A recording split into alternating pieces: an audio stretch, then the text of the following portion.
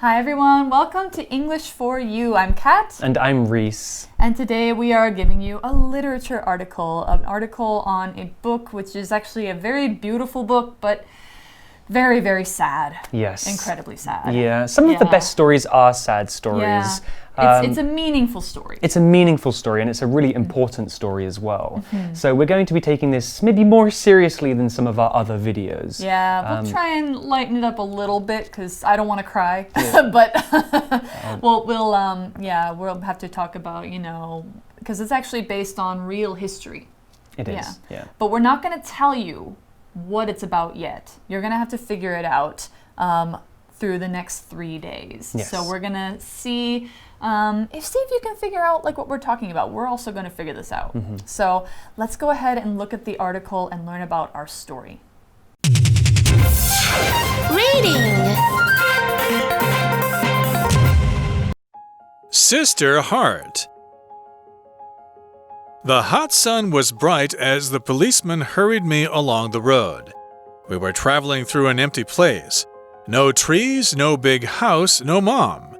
In the distance, I could see something thin and blue, the ocean. There's no ocean near my country, I thought. I must be far, far away. Near the water, the policeman gave me to another man, a smiley man. He introduced himself as Reverend Dale. I'll take care of you on the ship, he said. I don't want to go on the ship with him, though. I just want to go home. We traveled for weeks on the rough waves. Reverend Dale read me stories from a book that he called the Bible. My favorite one was about Jonah. He is a man who was swallowed by a giant whale. I wished that a giant whale would swallow Reverend Dale. After a long time at sea, our journey reached its end. As soon as we stepped off the boat, I was taken to a new place. Reverend Dale called it my new home. Okay, so let's get right into today's article. So the story is going to begin here, and it says, "The hot sun was bright as the policeman hurried me along the road." Oh. Okay. Policeman. Yeah, there's a policeman. We already have a few characters in this story already, the characters of the people in the story, and maybe we have some semblance of a setting. We have an idea of maybe where hot. they are. Yeah, it's sunny. It's hot and it's sunny. That could be many places in the world. Could be many places, but we don't know who the main character is yet, and I think it's going to be quite a long time before we even find out who the main character is. We'll get an idea. Yes, we will. Yeah. But what we do know so far is that they are being taken somewhere by a policeman. Okay, so it makes me wonder if they got in trouble or maybe somebody else got in trouble. They have to help them. But the article goes on to say, we were traveling through an empty place. Empty, okay. So they're not in a city. They're not someplace crowded. There's not other people around. Right, so they're somewhere that is empty. That means that there's not much there, maybe something like a desert. Well, empty is a word that we need to talk about, and it's an adjective, and we can use it to describe a space that has nothing inside. So if you drink a bottle of water until all of the water is gone, the bottle is empty. Yes. Except for the air inside, of course, but we don't count that. It doesn't count. So in the story, the policeman and the main character seem to be traveling through an empty place. That could be quite scary. Yeah, it makes me think of maybe the world ended and there's nobody else alive. Okay. But, I mean, it could be almost anything. It could so, be. What example have you got for empty? Well, an example sentence using the word empty would be, the new house was empty because the family hadn't started moving their furniture yet. Okay. Right. So what else can we learn about the setting here? Well, I think that the article is going to continue with a bit more of a description. So the article tells us, no trees, no big house, no mum. All right, let's see how in this article they describe the setting a little bit more. In the distance, I could see something thin and blue, the ocean. So if you see the ocean and it looks thin and blue, you're probably seeing it from really far away, right? That's what the word distance actually means. Distance is a noun that talks about how far away something is. If you say something is a short distance away, or you can see it a long distance or a great distance away, that's talking about it's not very far or it's really far. So if you say something is in the distance or you see it from a distance, it means it's in a faraway place. This character sees the ocean from a distance or in the distance. That means they're not close to the ocean, but they can see it. We often also say the distance between A and B to talk about how far A and B are apart. Now we also have an adjective form. If you take the CE from distance and replace it with a T, you get distant, far away. Now, here's an example for distance. The distance between my house and yours is just 1 kilometer, so it's easy for us to meet each other in between. Okay, so that's distance. Yeah. Let's carry on with the article. So the article continues with the main character or the narrator, and they are thinking. They think, "There's no ocean near my country," I thought. "I must be far, far away." Wow, okay. So they live in a different country? It seems like they're being taken away from their country and away from their mom. Right, they definitely don't recognize the place that they are in now. Man. This story is quite mysterious so far. Yeah. I think not many of us are really sure what's happening. Yeah, I'm getting an idea, but not a lot. Yeah, we need some more details, but one thing that we do know is that this character is far away from home and probably that they are feeling quite scared about it. Yeah, if I was with a policeman far away from home with nobody else, I'd be kind of scared too. I think we can also maybe guess that this character is young because they talk about their mother. Yeah, exactly. All right, so let's go on and find out more. Near the water, the policeman gave me to another man, a smiley man, a man who's smiling. Well, smiles are usually happy things, but Yeah. in this situation, maybe it's not a happy smile. I don't know. We'll find out. Well, the article continues. It says, he introduced himself as Reverend Dale. Reverend Dale, okay. Let's talk about that. So it seems we have another character here, Reverend Dale. So before we talk about what a reverend is, let's talk about the word introduce. So introduce is a verb that means to let somebody know you or something or someone else. Usually when we introduce somebody or something, we start by telling their name. When we introduce ourselves to new people, we often say, "Hello, I'm Reese, nice to meet you." And so in this story, this new character, Reverend Dale, introduced himself to the main character, maybe by saying his name. So an example sentence using introduce would be, on the first day of school, everybody had to stand up and introduce themselves to the class.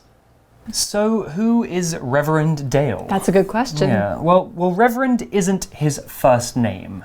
Reverend is actually a title. A reverend is a person who works for the church, specifically in Christian religions. Oh, so they're a priest, basically. Yes, a priest, yeah, Or- somebody who talks to the people who come to church. Yeah, okay, so probably this person is, I wonder why a Christian minister or reverend is coming to meet this person. Yeah. Yeah, that's an interesting, I don't know, maybe this person's going to live in a church. I think we'll find out. Yeah, so anyway, let's go on. We're finding out more information as we go. "I'll take care of you on the ship," he said. Ship? So she's going on the ocean. Oh my goodness. Okay. So she saw the ocean from a distance, now she's maybe close to the ocean, and then she's about to be on a ship on the ocean. I think we just gave away something else by saying she.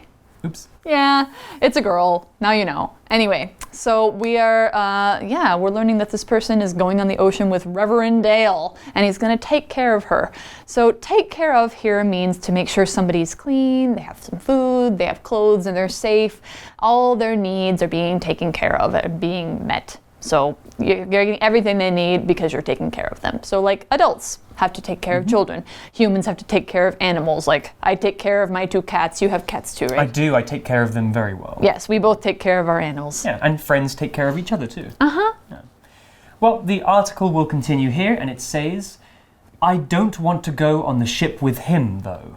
I just want to go home. Oh, okay. Yeah, I got that feeling too.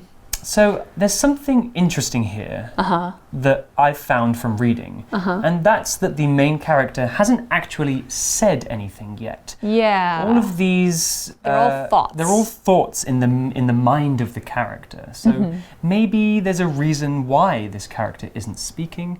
I don't know. I think we'll find out later on. Yeah, okay. So let's continue learning more about what's going to happen next. We traveled for weeks on the rough waves. So they're on the ship now. They're on the waves of the ocean. And what Reese is doing will show you what a wave is. A wave is a noun that means the movements in the ocean, the ones that go up and down, and also in any other kind of water. So when we usually talk about waves, we talk about big ups and downs. When you have like little tiny ups and downs, those are called ripples. Now, you could also be anything else that has this shape. Like if you're talking about sound waves or radio waves, they have a wave form that goes like this. That's also a wave. Here, when we're talking about rough waves, that means ocean waves that are big and they throw the ship around a lot. They probably make you sick. Yeah, that's not fun. So anyway, an example sentence for waves, for ocean waves, is the waves of the beach were very high, so we decided it was too dangerous to swim. It's probably quite wise. Waves can Some surfers could enjoy that though. Yes, surfers love to ride on big waves. But if you're swimming, you should be careful because they can be very dangerous. Yes. Well, the article continues here and it says, Reverend Dale read me stories from a book that he called the Bible. The Bible. Oh, I know the Bible. I've heard about the Bible. Oh, who hasn't heard about the Bible? If you know this, you probably know the name in Chinese. The Bible is the big Christian holy book. That's right. It's got all the stories about God and Jesus and all the people that God talked to, all that sort of thing. Yeah, but it sounds like maybe this character doesn't know what the Bible is. Yeah, a book called the Bible. Right. So she's saying that in a way that she's like, I've never heard of this book before. Yeah, very interesting. Yeah. So maybe that's more of a clue about who this person might be. Okay, so the person goes on to say, my favorite story from the Bible was about Jonah. The article continues and it says, he is a man who is swallowed by a giant whale. That is Jonah. I do remember reading that story when I was younger. I think most children did Bible studies in the UK when I was at school. Oh, okay. Yeah. We did not, but I mean, if you went to church, you did. Right, so. And my school was a Christian school, so we had no choice but to study the Bible and the songs and the stories. Okay. I think it's a bit different now, but regardless of what you believe, some of the stories in the Bible are really, really cool. Yeah. And they have good lessons. Yeah. And they are interesting. Yeah, like the one about Jonah getting swallowed by the whale. Yeah, let's talk about that. Yeah. So in this Bible story about the whale, somebody is swallowed by a whale and apparently they survive, they live to tell the story. Well, what does swallow mean? Swallow is a verb and it means to send something down your throat and into your stomach, usually food or water or a drink. I'm not sure if a person could really survive being eaten by a whale. Could they? I don't think so. Anyway, an example sentence using the word swallow would be, the food was so dry that I had to drink water to help me swallow it down. All right, so could somebody survive being swallowed by a whale? You don't think so? No. I don't think so either, but there are people who've ended up in whales' mouths by accident. Ooh. There was a story that I saw when I thought about this question. I looked it up, and there was a snorkeling, like a swimmer in South Africa who was swimming in a big school of fish, and a whale came up and ate the fish and accidentally got the guy in his mouth. But he survived, right? He's fine. Okay, good. He didn't get swallowed. There's a picture of him with his butt sticking out of this whale's mouth. It's really funny. He's okay. But anyway, that would have been kind of a scary experience. Yeah, absolutely. Yeah. But anyway, so the article goes on and she says, I wished that a giant whale would swallow Reverend Dale. Ooh. I think she doesn't like him very much. Okay. Yeah. Do we have any reason as to why maybe she doesn't like him at this point? Well, I mean, you think about she's been taken away from her mom, probably. She doesn't know where she's going. And this guy's just like, I'm going to read you stories. Don't talk about your family. Okay. That would make me not like them either. Maybe he's not the best of guys? Maybe not. Well, let's find out. The article continues, after a long time at sea, our journey reached its end. Oh, okay. So they're finished with their sea trip, and that's what journey means. Journey is a noun that is a trip. Usually, a very long one that involves effort, that involves a lot of trying to get somewhere. Often journeys are to an important place with a certain purpose, like a long trip to get to a new home. There can also be a verb. You can take a journey or you can journey somewhere. We don't usually say journey for things like flying in a plane because it's convenient and fast, so that's not a journey. If it's got effort, then it's a journey. So for example, this is true. My great-grandparents went on a long journey by ship and train to reach their new home in the US. Oh, where did they come from? England. Oh, that's where I'm from. Yep. So. Cool.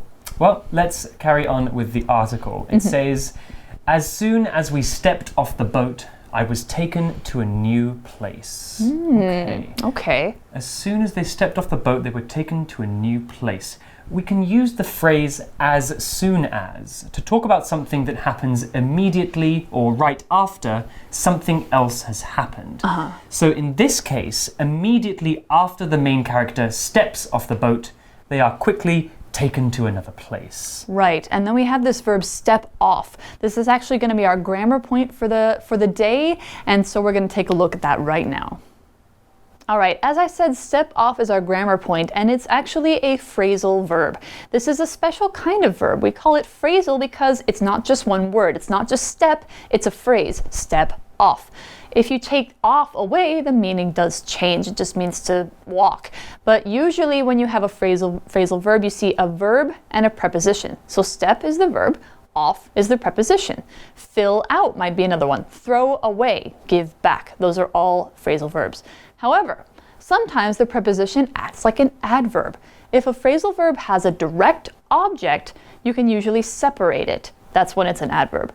So here's an example with the verb give back, like give somebody back something.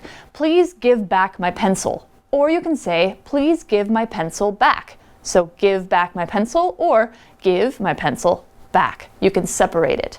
Step off has no direct object though. The boat is an indirect object, so it would sound really weird to say step the boat off. We can't do that. We're just going to say step off the boat.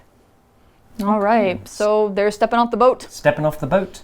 And where are they going? Well, the article's going to tell us. It continues by saying, Reverend Dale called it my new home. Oh. Oh. Okay. So she didn't even know that where she was going, and apparently this place is now her new home. Apparently, yeah. Well, so we still don't know a lot about this story, even after one day. Yeah. Yeah. And that's where today's part of the story is going to end. It's very intriguing. It's the kind of story that makes me want to know more, want to keep reading. Yeah, especially since we don't know the character's name or where they're from or where they're going or anything about them, pretty much. But I think we'll find out a lot more in tomorrow's part of the story. Yeah. But for now, we're going to head over to our chat question of the day. Okay.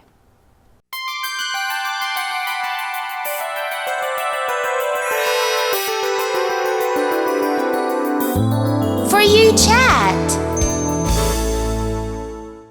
All right, so our For You Chat question is trying to help us solve a mystery. Who do you think this person is? Why did this person travel so far away? Well, it's really hard with the limited information we have. But this does remind me of some stories that I heard about from the UK during the wartime when children were taken from their homes to move them to a safer place because of the bombs that would fall on the cities. And this would happen very quickly, so sometimes the children wouldn't know where they were going and they would not be with their parents either. And sometimes brothers and sisters would be separated from each other, so it was a very scary time. That does sound scary. But the description of the location maybe doesn't sound like the UK that I'm familiar with, so that's just my guess. Yeah, because the UK is not very sunny or empty, right? No, it's full and grey. Yeah, there's a lot of people there. So I thought that maybe it's somebody who is moving to a new country, but their parents sent them away without going by themselves. Like, I thought maybe it could be somebody from China going to a different country, or maybe somebody from Africa who's becoming a slave. Yeah. But they said if it's their new home, then I don't think they'd be very nice. Yes. So maybe it's not that. Yeah. Well, what do you guys think, given the information that you have from the first day's article? See if you can take a guess as to what this story is about. We're definitely going to find out more tomorrow. All right. So that's it for today. We'll see you for day 2. See you tomorrow. Bye-bye. Sister Heart. The hot sun was bright as the policeman hurried me along the road. We were traveling through an empty place. No trees, no big house, no mom. In the distance, I could see something thin and blue, the ocean. There's no ocean near my country, I thought. I must be far, far away. Near the water, the policeman gave me to another man, a smiley man. He introduced himself as Reverend Dale. I'll take care of you on the ship, he said. I don't want to go on the ship with him, though. I just want to go home. We traveled for weeks on the rough waves. Reverend Dale read me stories from a book that he called the Bible. My favorite one was about Jonah. He is a man who was swallowed by a giant whale. I wished that a giant whale would swallow Reverend Dale. After a long time at sea, our journey reached its end. As soon as we stepped off the boat, I was taken to a new place. Reverend Dale called it my new home.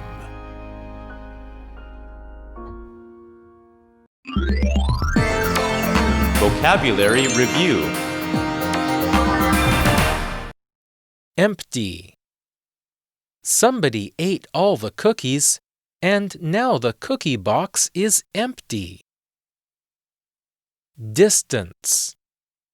There is a distance of 160 kilometers between Taipei and Taichung. Introduce.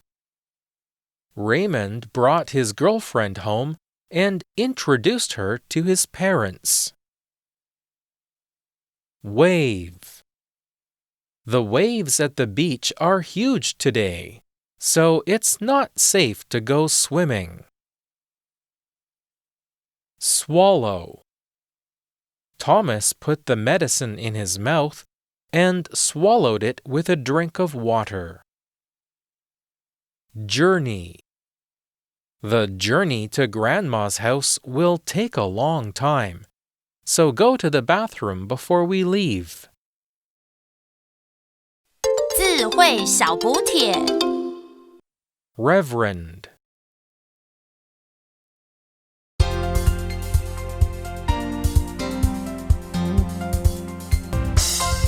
以上节目是由活用空中美语制作。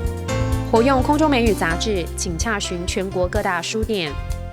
如欲索取试听教材，请来电02-2364-4000 02-2364-4000，或上网查询，网址是 www.english4u.net www.english4u.net